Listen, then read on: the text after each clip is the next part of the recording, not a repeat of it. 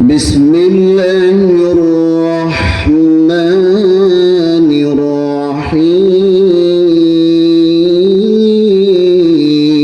الرحيم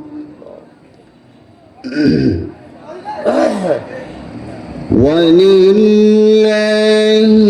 ملك السماوات والأرض والله على كل شيء قدير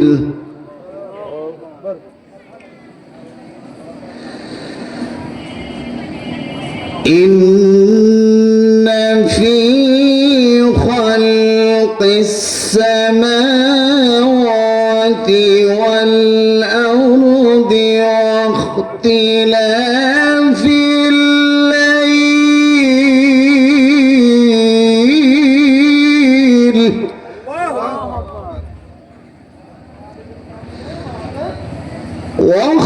واختلاف الليل والنهار لآيات لأولي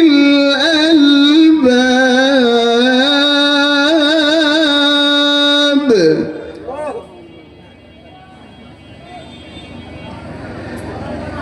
الذين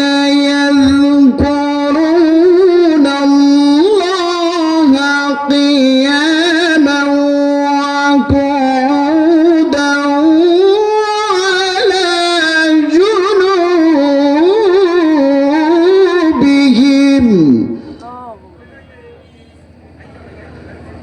وعلى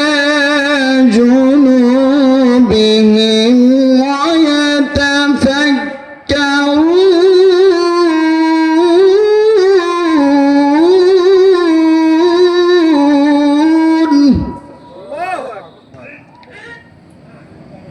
وعلى جنوبهم ويتفكرون في خلق السماوات والأرض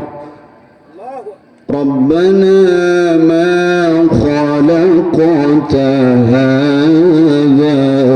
باطلا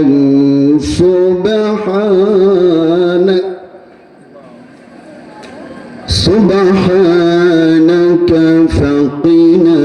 عذاب النار